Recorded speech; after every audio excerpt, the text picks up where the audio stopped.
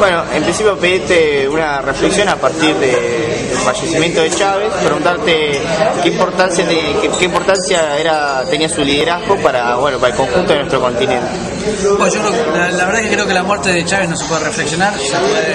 Aquellos que hemos tenido la posibilidad de seguir su acción política no podemos más que lamentar, más que reflexionar.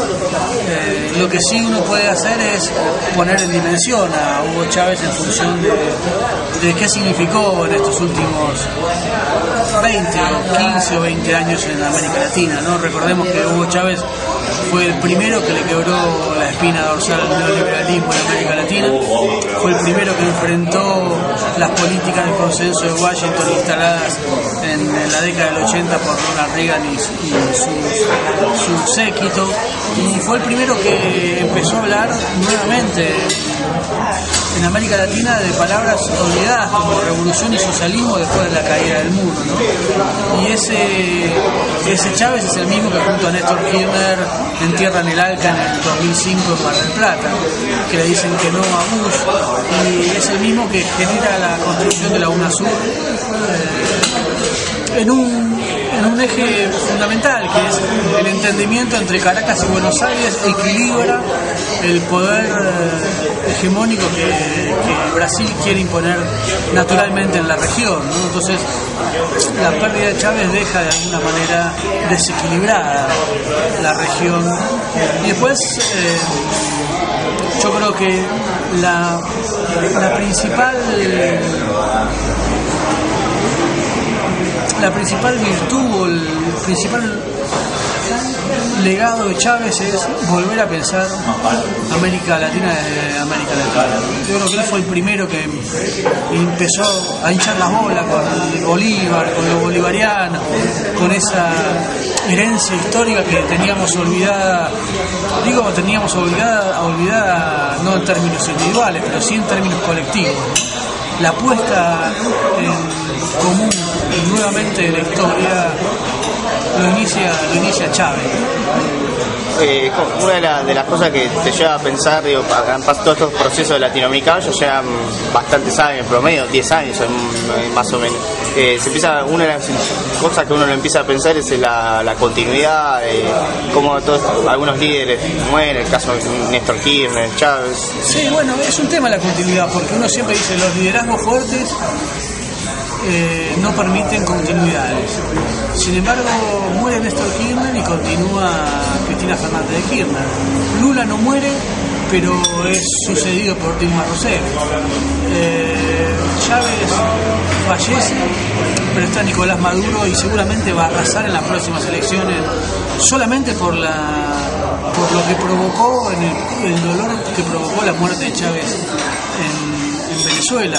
Entonces, esa continuidad ya nos hablan de otro tipo de construcción política, con liderazgos fuertes, pero que no agotan la expresión de sus propios liderazgos. No es el caso, como uno podría decir, de Perón, que Perón muere y se desarma el peronismo. Aquí no, acá parece que las continuidades son posibles. Hay como una especie de aprendizaje histórico Yo no sé si se puede aprender de la historia, pero sí tratar de no cometer los mismos errores, que es una forma de aprender de la historia.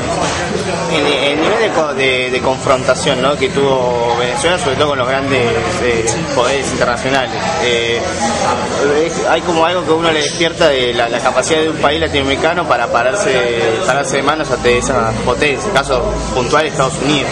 Es un gran productor de petróleo Venezuela, y eso le permite tener, así como antes lo obligó a Venezuela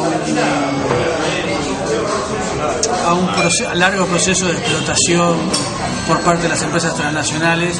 Ese mismo recurso te da la herramienta para poder liberarte. Calavino Ortiz decía que los ferrocarriles eran una telaraña que mantenían el coloniaje británico sobre Argentina, pero que esos mismos ferrocarriles podían ser usados para la liberación productiva de la Argentina, y yo creo que el petróleo funcionó de esa manera en Venezuela. funcionó como eje de dominación de Estados Unidos hacia Venezuela, con esa larga concertación de políticos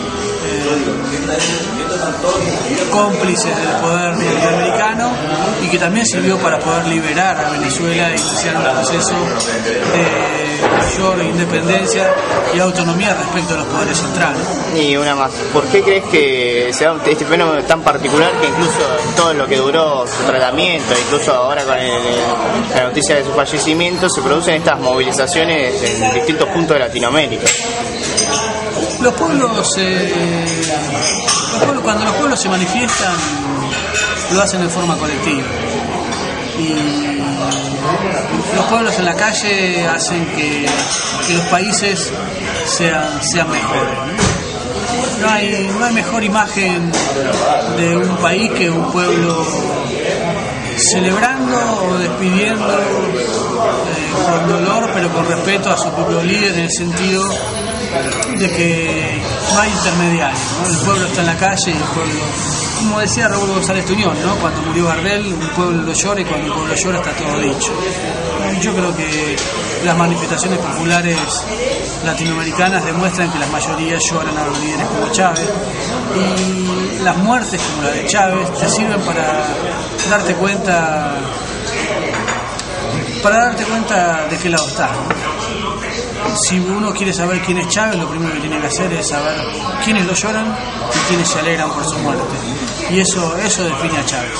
Me quedó una más, porque acá en Argentina pasaban muchos sectores de la supuesta izquierda, progresismo, muy reivindicativos del chavismo y muy críticos hacia, bueno, la avanzada popular del kirchnerismo. Sí, el kirchnerismo y el chavismo son modelos diferentes.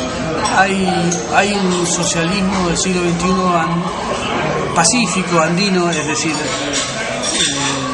Venezuela no es del Pacífico, es del Caribe, pero que está relacionado con Ecuador y con Venezuela. Y después hay una centroizquierda más atlántica, que uno podría decir que es Brasil y Argentina, que por sus características económicas y sociales son más complejas en su accionar político. Yo creo que ser chavista en Venezuela y ser antikirchnerista en Argentina constituye una esquizofrenia política, ideológica y psicológica imposible de sostener. Como aquellos que creen que está bien la reelección de Chávez, y creen que está mal la reelección de Cristina Fernández de Kirchner.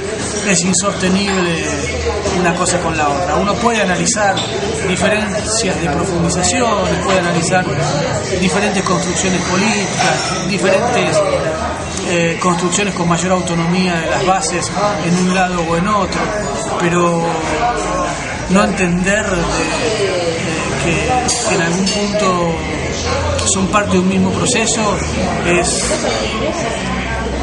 no entender nada de política.